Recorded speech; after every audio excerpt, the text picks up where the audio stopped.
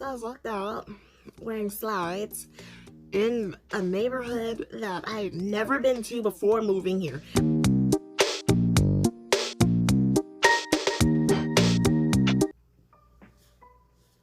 Hey guys, okay, so I know it's been a while, but it's for a reason.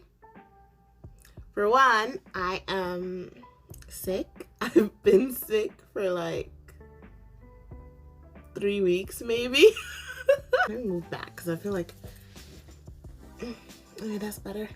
So this story is like kind of traumatic, so I don't want to get into too much detail, but basically I worked my last day of work the 24th, yeah, because it was a Friday.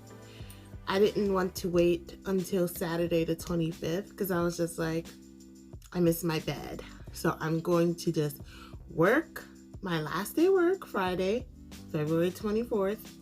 And then after work finishes, I'll hand over the keys to my landlord, my ex-landlord.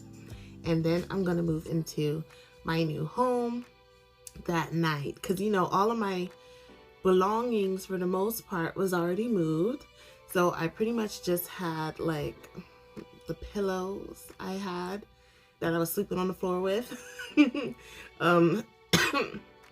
blankets I was sleeping on the floor with.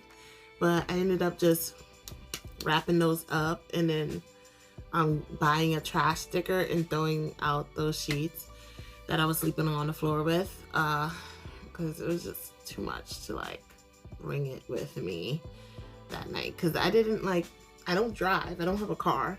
So I took the bus. Yeah, I took the bus from Sejong to my new home.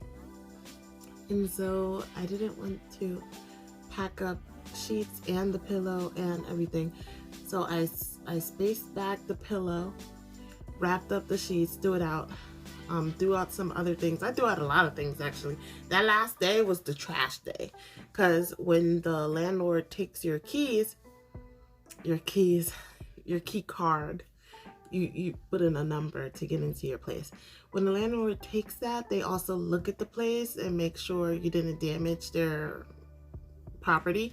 And so after I threw out the sheets and things, I just deep cleaned the place myself, which I didn't have to do because technically they have to hire a cleaner, or the new person moving in will pay for the hiring of a cleaner when you leave. But I'm a neat person. I'm not gonna like have the place all dusty and fingerprinted up when I leave. No, I cleaned the place myself and I deep cleaned it. I threw out anything that needed to be thrown out from the days that I stayed there. And so that ended up being a good bit of work. Like honestly, the entire move, I just underestimated all the belongings I own, and I underestimated just every single step. I don't know what to say. I'm very neat and careful. So she was actually super happy. She was incredibly happy actually. And the building manager, they were just like, wow, thanks. Thanks. Like, you're welcome. And so actually, because they were so happy, she ended up actually driving me to the express bus station in Sejong, because that's like a bit away. And I had like my huge suitcase, which I ended up putting the pillow inside, and then the clothes I was wearing to work for that 2 weeks when all of my stuff was already here. I had to pack up those clothes. So I had like a big luggage, and then I also had like a travel backpack full of other things that I had at the apartment still. And then I also had 2 extra bags. Yeah, I had some things. I had bags. But whatever. She drove me to the express bus station, which was lovely. That was great. And after that, I took a taxi. When I arrived in Seoul, I took a taxi from the express bus station in Seoul to my new place, which should have been fine. I low-key sat on my computer when I got in the taxi. Like, I put the computer down, my laptop down in the taxi seat, and then I went to the back to put my luggage in the trunk, and then I went back to the seat and just sat on my laptop. So that was a thing. And then what happened after that? Oh, mind you, I arrived in Seoul like 9:30 p.m. Didn't eat dinner because all of the viewing and all of that stuff. Planned to meet with the ex-landlord, then eat dinner, then go to the express bus station. But because she was nice enough to drive me to the express bus station, I was there like 2 hours early and just sitting in the express bus station, hungry. So I got to Seoul 9:30 p.m., didn't eat dinner until that point. So then took the taxi, got home 10:30 p.m. So it was a really, really long day. As you can tell, it took me so long to just say that part. And that isn't the bad part. The bad part is after I got home at 10:30 p.m., I got into my new place, which I just moved in, so I didn't get to change the little door number to my own number. It was the landlord's number, my new landlord. It was a number that they set, or maybe it was the previous tenant. Who knows? Who cares? Whatever it is, it wasn't a number that I chose. So on my handy dandy phone was the number to get in the door. I got in the door the first time. Then I got a phone call. Someone was checking that I got there safe. I put my phone down on a random box because I just moved. There were boxes everywhere. I had to change my sheets, my lovely sheets behind me. I had to change those sheets because when the movers moved my bed, their truck was dirty. The truck was dirty. So I could not sleep on the sheets that were moved with the moving truck. I had to do laundry as soon as I reached my new home after a day of work and then finishing my move. I had to do laundry in the middle of the night. And so I packed up my sheets. I packed these sheets up. I sure did. I packed them up, wrapped them up, put a little bow on it, picked up the bag with the sheets. I walked out the door. The door closed, and the second the door closed, I realized my phone was still on a random box. A random box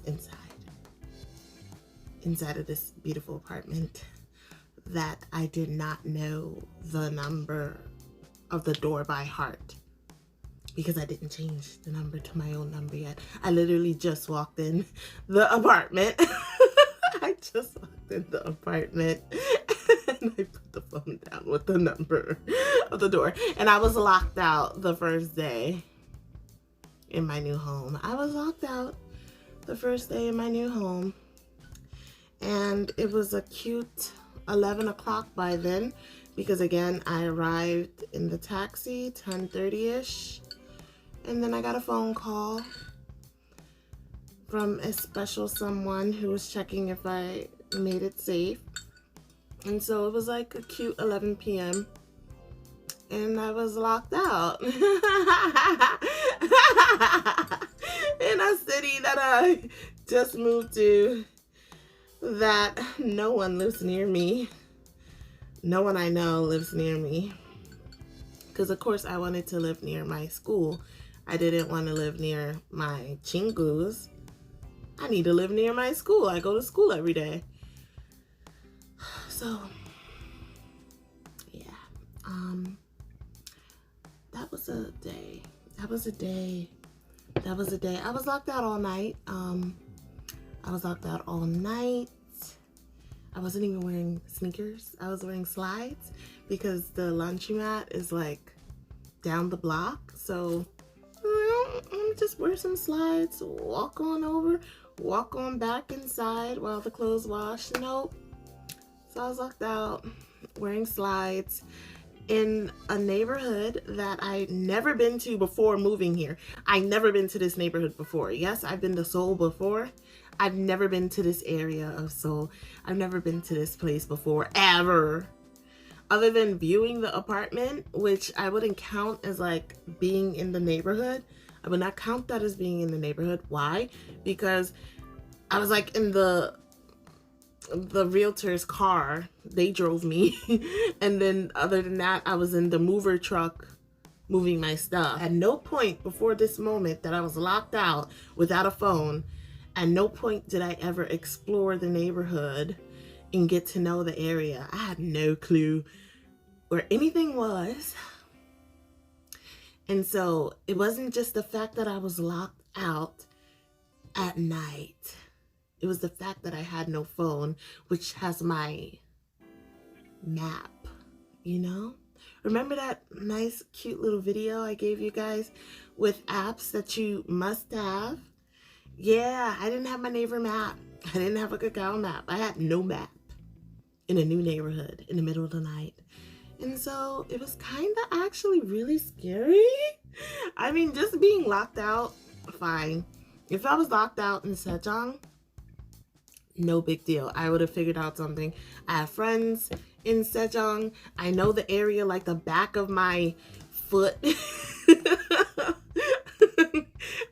I would have been A-okay. I don't know this area. I don't know anybody in this area. It was a hot ghetto mess.